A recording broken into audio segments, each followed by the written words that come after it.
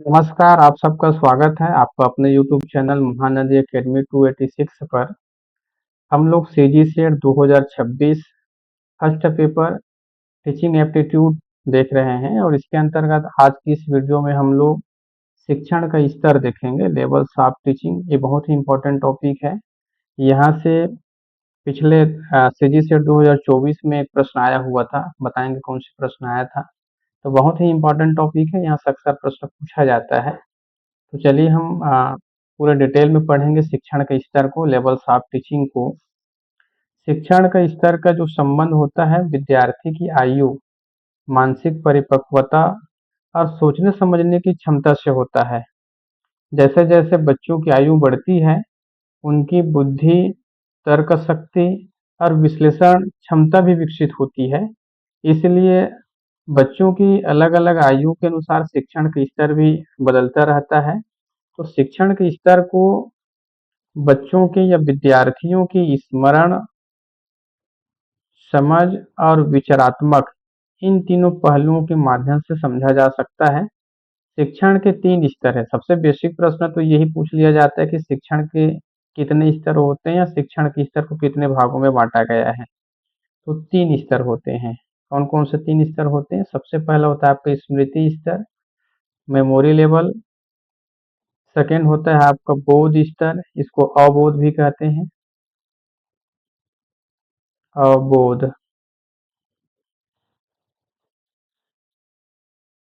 Understanding level. और third होता है आपका चिंतन स्तर, रिफ्लेक्टिव लेवल, इसको विमर्शी लेवल भी कहते हैं, विमर्शी लेवल। तो ये शिक्षण के 3 स्तर है। यदि इसको हम सीक्वेंस से देखें तो ये निम्न से उच्च क्रम की ओर ऐसा होगा। ये देखिए डायग्राम के माध्यम से हम समझ सकते हैं। पहले होता है आपका स्मृति स्तर, स्मृति स्तर के बाद होता है आपका फिर सेकेंड में आपका समझ स्तर, बोध स्तर, विमर्शी स्तर, सॉरी समझ या बोध स्तर कहा जाता है। थर्ड होता है आपका चिंतन स्तर, इसको विमर्शी स्तर भी कहते हैं। तो ये 3 स्तर होते हैं। ये सीक्वेंस ऐसा है, यदि मान लीजिए आपको क्रम में जमाने के लिए बोल दिया जाए तो पहले आपका स्मृति स्तर आएगा, फिर सेकेंड में बोध स्तर, तीसरा में आपका चिंतन स्तर। चलिए इन तीनों को हम वन बाय वन डिटेल से समझते हैं। सबसे पहले हम बात करेंगे स्मृति स्तर, मेमोरी लेवल ऑफ टीचिंग। चलिए स्मृति स्तर क्या होता है? स्मृति स्तर वह शिक्षण स्तर है जिसमें विद्यार्थी केवल तथ्यों को, ये पूछा जाता है एग्जाम में,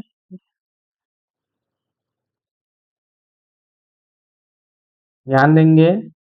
स्मृति स्तर वह शिक्षण स्तर होता है जिसमें विद्यार्थी केवल तथ्यों को, नामों, सूचनाओं, परिभाषाओं, तिथियां, नियमों और घटनाओं को याद करते हैं, है ना। याद रखेंगे क्या करते हैं, ये भी इंपॉर्टेंट है। याद करते हैं, कंठस्थ, रटने वाला काम करते हैं ना, रोट, रटंत अभ्यास, अभ्यास स्मरण, प्रत्यय स्मरण करते हैं। तो ये भी पूछा जाता है कि स्मृति स्तर पर बच्चे क्या क्या करते हैं। तो याद रखना, बच्चे याद करते हैं, है ना। टीचर जो पढ़ाते हैं उसको बच्चे उसको कंठस्थ याद करते हैं, है ना। अभ्यास भी करते हैं, स्मरण रिकॉल भी करते हैं और प्रत्यय स्मरण भी करते हैं, रिकग्नाइज भी करते हैं। तो ये चीजें पूछा जाता है, इसको याद रखिएगा। शिक्षण अधिगम की स्मृति स्तर को ऐसा शिक्षण अधिगम कार्य कहा जा सकता है जिसमें वास्तविक तथ्यों को कंठस्थ है ना। इसमें क्या होता है, क्योंकि छोटे बच्चों के लेवल का है स्मृति स्तर, तो इसमें उसको कंठस्थ रटने का कार्य किया जाता है। रटने, कंठस्थ करने के अतिरिक्त कुछ भी नहीं होता, ऐसा ये कोट दिया है किसने, मारिस एल बिग्गी ने। इसको याद रखिएगा।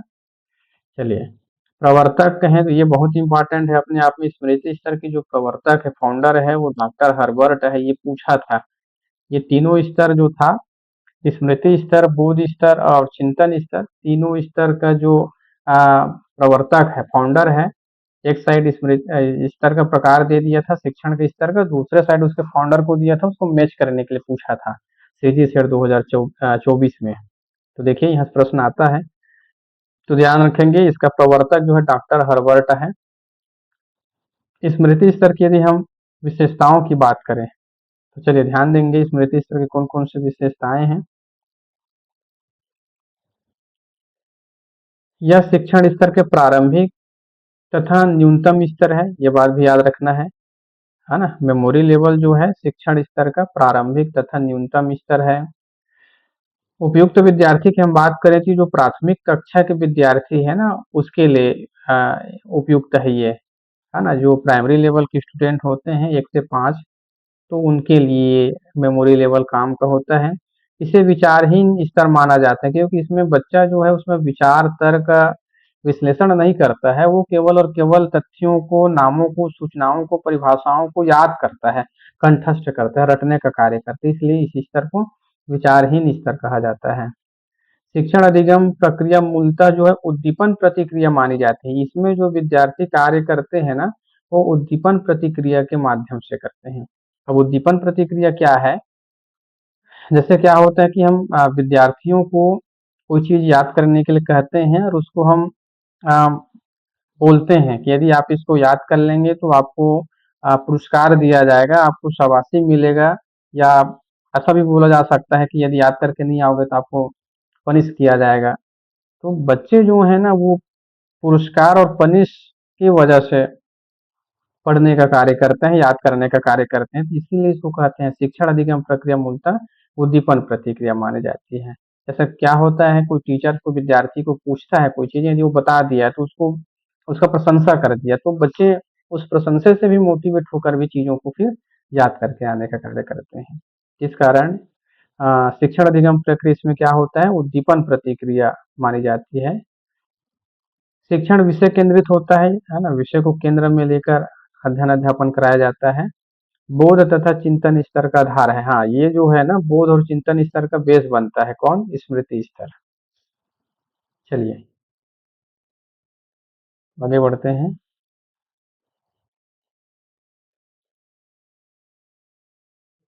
शिक्षक की भूमिका यदि हम बात करें,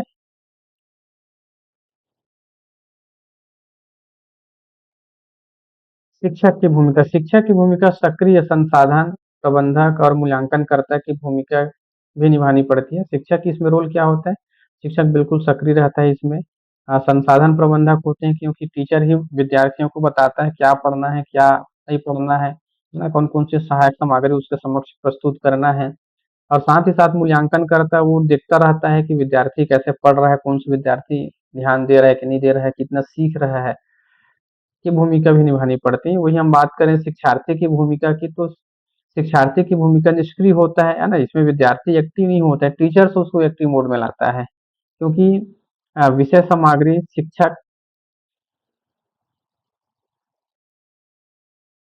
शिक्षण तकनीक और शिक्षण पद्धतियां शिक्षक द्वारा तय की जाती है ना। ये देखिए, शिक्षार्थी की भूमिका इसमें क्या होती है? निष्क्रिय होती है, क्योंकि विषय सामग्री, शिक्षण तकनीक और शिक्षण पद्धतियां शिक्षक द्वारा तय की जाती है, इस कारण। आगे हम बात करते हैं शिक्षण की स्मृति स्तर के उद्देश्य। मुख्य उद्देश्य विद्यार्थी की ज्ञान और सूचना प्रदान करना होता है। इसमें ये देखिए, है ना, ज्ञान और सूचना प्रदान करना। ज्ञान मतलब जो बच्चों को हम रटाते हैं, याद कराते हैं, वो ज्ञान है, और सूचना वो हम तक पहुंचाने का कोशिश करते हैं। जैसे होता क्या है कि इस स्तर पर हम विद्यार्थियों को बिल्कुल छोटे छोटे जो जानकारी होते हैं, जैसे कि हम पूछ लें कि भारत का राष्ट्रीय पशु कौन सा है ना, गांधी जी का पूरा नाम क्या था, है ना। और हो सकता है थोड़ा सा लेवल बढ़ा के हम जल का रासायनिक सूत्र क्या है ये पूछ दें। भारत के पहले प्रधानमंत्री कौन है, दो और दो कितना होता है, ऐसा हम जब छोटे छोटे सवाल करते हैं ना, वो स्मृति स्तर के होते हैं। या तथ्यात्मक ज्ञान प्राप्त करने में सहायक होते हैं। ये देखिए, जैसा अभी मैं जिसका डिस्कस कर रहा था, तथ्यात्मक ज्ञान बिल्कुल फैक्ट ज्ञान जो होता है ना, जैसे मैंने बताया ना, भारत का राष्ट्रीय पशु कौन सा है ये हम बच्चों से पूछ दें। गांधी जी का पूरा नाम क्या था ये हम पूछ दें। स्वतंत्रता दिवस कब मनाया जाता है, भारत के पहले प्रधानमंत्री कौन है। मतलब ये जो छोटे छोटे होते हैं तथ्यात्मक ज्ञान, ये विद्यार्थियों को प्रदान किया जाता है इस स्तर पर। इसमें ब्लूम के वर्गीकरण के ज्ञान आधारित उद्देश्यों को भी शामिल किया जाता है। ये देखिए, है ना, हमने पढ़ा है ना ब्लूम टेक्सोनॉमी, उसके पहले ही बेस पर हमने ज्ञान को रखा था। चलिए, शिक्षण मुख्य रूप से विषय केंद्रित होता है ना, इससे विषय विषय को केंद्र में लेकर अध्ययन अध्यापन कार्य कराया जाता है। छात्रों को याद करने वाली वस्तुएं सरलता से सिखाई जा सकती है, इसलिए विषय सामग्री को सुव्यवस्थित रखना आवश्यक होता है, क्योंकि छोटे बच्चे होते हैं, इसलिए इसमें जो विषय सामग्री है, विषय वस्तु, उसको सुव्यवस्थित सिस्टमेटिक ढंग से रखना आवश्यक होता है। तो ये था आपका शिक्षण की स्मृति स्तर, मेमोरी लेवल, बहुत इंपॉर्टेंट है। चलिए आगे बढ़ते हैं। आगे हम बात करते हैं बोध स्तर का। बोध स्तर, जिसको हम अबोध स्तर भी कहते हैं, अंडरस्टैंडिंग लेवल कहते हैं। चलिए इसका मीनिंग को समझने की कोशिश करते हैं।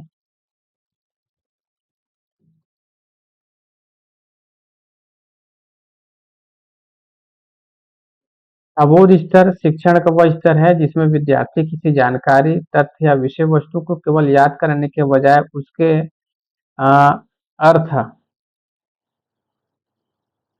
को समझता है, भावार्थ निकालता है और उसे अपने शब्दों में स्पष्ट कर सकता है। इसमें ज्ञान को केवल संग्रहित नहीं किया जा सकता बल्कि समझकर अभिव्यक्त किया जाता है। ये देखिए, ये मेमोरी लेवल से ऊपर उठ जाता है, सेकेंड स्टेज है।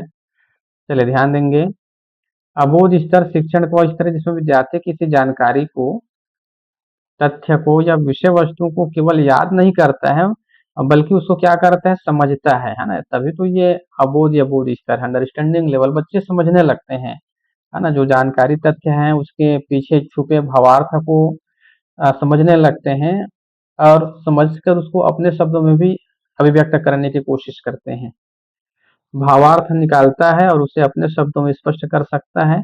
इसमें ज्ञान को केवल संग्रहित नहीं किया जा सकता बल्कि समझकर उसको अभिव्यक्त भी करते हैं, है ना। हाँ, इसके प्रवर्तक है मॉरिसन है। ध्यान देंगे, इसके जो फाउंडर है अबोध स्तर या अंडरस्टैंडिंग लेवल का, उसके जो प्रवर्तक है, फाउंडर है, वो मॉरिसन है। चलिए आगे बढ़ते हैं। आगे हम बात करते हैं शिक्षण के अबोध स्तर की विशेषताएं। तो सबसे पहला आपका ज्ञान का गहरा समझ। ये देखिए, ज्ञान का गहरा समझ, इसमें विद्यार्थी जो है ना, ज्ञान को केवल कंठस्थ नहीं करता बल्कि उसको समझता है। अपने रटने या स्मरण करने की अपेक्षा शिक्षार्थी विषय वस्तु का अर्थ समझता है। वह तथ्यों और विचारों के कारण और परिणाम को समझने लगता है ना। ये देखिए, यहाँ पर बच्चों की जो समझ है ना, विकसित हो जा रहता है। वो जो है तथ्यों को केवल याद ही नहीं करता है बल्कि वो समझता है और विचारों के कारण और परिणाम को समझने लगता है ना। ये होता है इसमें। आगे हम बात करते हैं विश्लेषण और व्याख्या की क्षमता। विद्यार्थी जानकारी को तर्क संगत ढंग से विश्लेषित करता है। उदाहरण जैसे कि तुलना करना, वर्गीकरण करना, विरोधाभास आदि के माध्यम से विषय की व्याख्या करता है। आगे हम बात करते हैं कारण प्रभाव संबंध को समझना।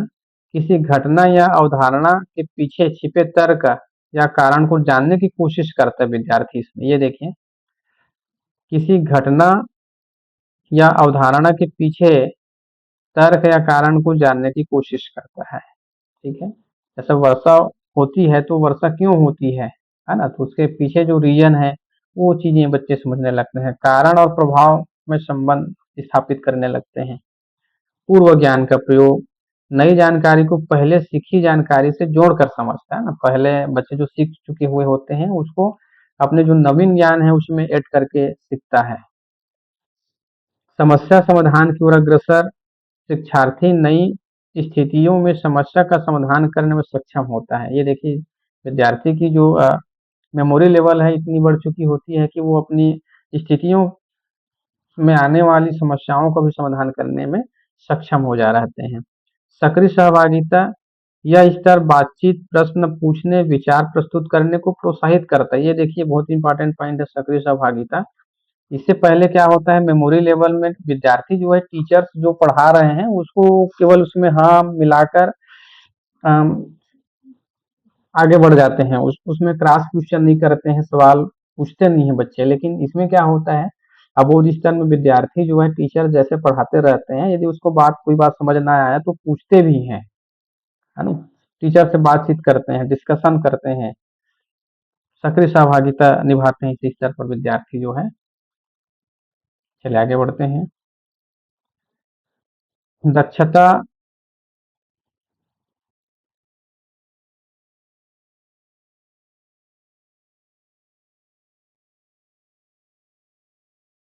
दक्षता से आता है ज्ञान और समझ का व्यवहारिक उपयोग करने की योग्यता से। ये देखिए बच्चे जो सीखे हुए ज्ञान रहते हैं ना, उसको परिस्थिति के अनुसार उसको प्रयोग करना भी सीख जा रहते हैं।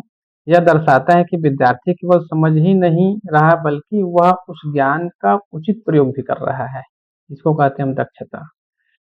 उदाहरण के लिए यदि एक विद्यार्थी जल चक्र को समझ लेता है और वह यह बता सके कि यह चक्र मौसम पर कैसे प्रभाव डालता है, तो यह उसकी दक्षता है ना भाई?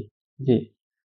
आगे हम बात करते हैं सामान्यीकरण। सामान्यीकरण का अर्थ है अवधारणाओं, सिद्धांत, संकल्पना, परिभाषा आदि को समझने की क्षमता का विकास। जैसे न्यूटन के सिद्धांत हैं, शिक्षण के सिद्धांत हैं, संविधान क्या होता है इत्यादि, इन सब प्रश्नों को बच्चे जो हैं समझने लगते हैं। यह छात्रों के बौद्धिक विकास के लिए अधिकतम अवसर प्रदान करता है ना? जी। ये था आपका शिक्षण के द्वितीय स्टेज, अबोध स्तर। आगे हम बात करते हैं तृतीय स्तर की, चिंतन स्तर। चलिए चिंतन स्तर, शिक्षण का चिंतन स्तर जो है, शिक्षण के चिंतन स्तर का अर्थ हम देख लें। शिक्षण का चिंतन स्तर जिसे आत्मनिरीक्षण स्तर या अन्वेषणात्मक समझ भी कहा जाता है, इसको याद रखिएगा। आत्मनिरीक्षण स्तर भी कहा जाता है इसको, और अन्वेषणात्मक समझ भी कहा जाता है। शिक्षण का उच्चतम स्तर है ना? 3 स्तर होता है जिसमें से सबसे उच्चतम स्तर चिंतन स्तर है। इस स्तर पर छात्र केवल तथ्यों और अवधारणाओं को याद करने के बजाय उन पर गहराई से विचार करते हैं। ये देखिए उन पर क्या करते हैं, गहराई से विचार करते हैं, उनका विश्लेषण करते हैं और उन्हें वास्तविक जीवन की परिस्थितियों में लागू करने का प्रयास करते हैं। चिंतन किसी विचार अथवा परिकल्पित ज्ञान का साक्ष्य के प्रकाश में सावधानीपूर्वक एवं आलोचनात्मक परीक्षण करना एवं उससे उससे नए निष्कर्ष निकालना है। ऐसा मॉरिलेल बिग्गी का परिभाषा इसमें याद रखिएगा, इसको बहुत इंपॉर्टेंट है। चलिए आगे हम लोग बढ़ते हैं। इसकी प्रवर्तक की हम बात कर लें तो याद रखना, इसकी प्रवर्तक जो है, फाउंडर जो है आपका हंट है ना? ये बहुत इंपॉर्टेंट है। जैसे हमने पहले डिस्कस किया था, सीजी सीट 2024 में यही प्रश्न पूछा गया था, है ना? एक साइड आपका चिंतन स्तर के तीनों टाइप को दे दिया था और इधर उसके फाउंडर को दे दिया था, उसको मेज द कॉलम करने के लिए पूछा गया था। तो यहाँ से प्रश्न अक्सर पूछा जाता है, इसको जरूर अच्छे से याद रखिएगा। चलिए शिक्षण के चिंतन स्तर की विशेषताएं। उच्च मानसिक प्रक्रियाएं, ये देखिए आप समझ गए होंगे उच्च मानसिक क्रियाएं हैं ये। यह स्तर ज्ञान के विश्लेषण, संश्लेषण, मूल्यांकन और निर्णय पर आधारित होता है। इसमें विद्यार्थी तर्क, विचार और विश्लेषण का प्रयोग करता है। ये देखिए यदि मैं थोड़ी देर के लिए कहूँ कि आपका ब्लूम टेक्सोनॉमी है ना भाई, ब्लूम टेक्सोनॉमी में देखिए जो उसके जो संज्ञानात्मक स्तर है, उसके जो पहले स्तर होता है ज्ञान, उसका यूज यूज कहाँ होता है आपका, तो उसका प्रयोग होता है आपका मेमोरी लेवल में। और उसका जो उपयोग या प्रयोग जो सेकेंड है, उसका प्रयोग कहाँ होता है, तो अबोध स्तर पर। और आगे हम बात करें संश्लेषण, विश्लेषण, मूल्यांकन और निर्णय, ये कहाँ होता है, तो तृतीय स्तर पर, चिंतन स्तर पर। तो प्रश्न ऐसे भी पूछा जाता है, तो इसको याद रखिएगा आप सभी।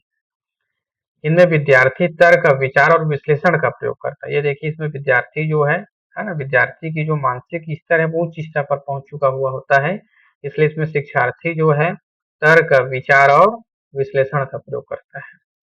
रचनात्मकता का विकास, चिंतन स्तर पर शिक्षार्थी नई चीजें बनाता है, मौलिक विचार प्रस्तुत करता है। मौलिक विचार, ये देखिए नवीन है ना भाई, नवीन विचार भी है ना प्रस्तुत करता है, नवाचार करता है। चिंतन स्तर पर शिक्षार्थी नई चीजें बनाता है, मौलिक विचार प्रस्तुत करता है और नवाचार करता है। पुराने जो सीखे हुए चीज रहते हैं उनके बेस पर वो नवीन विचार को भी और नवाचार को भी जन्म देता है। समस्या समाधान क्षमता, इस स्तर पर छात्र समस्याओं की पहचान करके उनका तार्किक हल निकालने का प्रयास करता है। स्वतंत्र विचारशीलता, शिक्षार्थी स्वयं सोचने और निष्कर्ष निकालने में सक्षम होता है और दूसरों पर निर्भर नहीं रहता है ना। इस लेवल में, इस स्तर में आते आते विद्यार्थी का मानसिक स्तर इतना बढ़ चुका हुआ होता है, विकसित हो चुका हुआ रहता है कि वह स्वयं सोचने और निष्कर्ष निकालने में सक्षम हो जाता है, वह दूसरों पर निर्भर नहीं रहता है। मूल्य आधारित निर्णय, इसमें छात्र विचार करते हुए नैतिक, सामाजिक और तार्किक विश्लेषण से निर्णय लेता है। ये देखिए मूल्य आधारित, इसमें विद्यार्थी क्या करता है ना, नैतिक, सामाजिक और तार्किक दृष्टिकोण से निर्णय लेता है। गहन समझ और अंतर्दृष्टि, छात्र केवल तथ्यों को याद नहीं करता बल्कि उनके पीछे के कारण, प्रभाव और संबंधों को भी समझता है। नेक्स्ट आपका विविध दृष्टिकोण अपनाना, चिंतन स्तर पर छात्र किसी विषय को अनेक कोणों से देखने में सक्षम होता है ना भाई। तो ये था चिंतन स्तर की विशेषताएं। आगे बढ़ते हैं जी। तो ये था आपका शिक्षण की स्तर, बहुत ही इम्पोर्टेंट है, यहाँ से अक्सर प्रश्न पूछा जाता है ना। इसकी विशेषताओं से, इनके जो फाउंडर हैं यहाँ से मोस्टली क्वेश्चन पूछा जाता है, तो इनको आप अच्छे से याद रखिएगा। तो चलिए आज की इस वीडियो में इतनी हम देखेंगे, इससे आगे नेक्स्ट टॉपिक के साथ हम नेक्स्ट वीडियो में मिलेंगे। तब तक के लिए आप सबको धन्यवाद, नमस्कार, थैंक यू।